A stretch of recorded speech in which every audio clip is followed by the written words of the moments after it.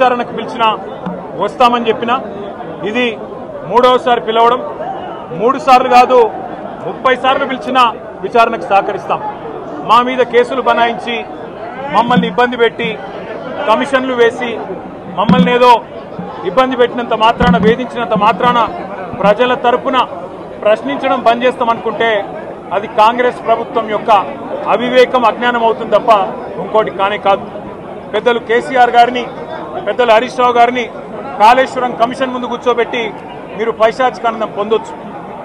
ఇవాళ ఏసీబీ ముందుకి విచారణకు పిలిపించి కొంత మానసికంగా రాక్షసానందం పొందుతూ ఉండవచ్చు. అవసరమైతే అరెస్ట్ కూడా చేస్తారు కావచ్చు. కానీ ఒకటి పక్క తెలంగాణ కోసం గతంలోనే జైలుకు పోయి వచ్చిన వాళ్ళం. హైదరాబాద్ బ్రాండ్ ఇమేజ్ను పెంచే ప్రయత్నంలో భాగంగా హైదరాబాద్ బ్రాండ్ని కాపాడే క్రమంలో తీసుకున్న ఒక నిర్ణయం వల్ల మళ్లీ జైలుకు పోవాల్సి వచ్చినా భయపడేది లేదు. ఒకసారి కాదు 100 సార్లు అయినా జైలుకు పోతాం. కానీ వదిలిపెట్టాం కాంగ్రెస్ ప్రభుత్వాన్ని, కాంగ్రెస్ పార్టీని. మీరిచ్చిన 420 హామీలు, మీరిచ్చిన దొంగ 6 గ్యారంటీలు, మీరిచ్చిన డిక్లరేషన్లు ఇవాళ మీరు లోకల్ బాడీ ఎన్నికలకు సిద్ధమవుతా ఉన్నారని చెప్పి వార్తలు వస్తూ ఉన్నాయి. రేవంత్ రెడ్డి గారు నిన్ను మొత్తం రాష్ట్రంలోని బీసీ వర్గాల ప్రజలందరూ గమనిస్తున్నారు.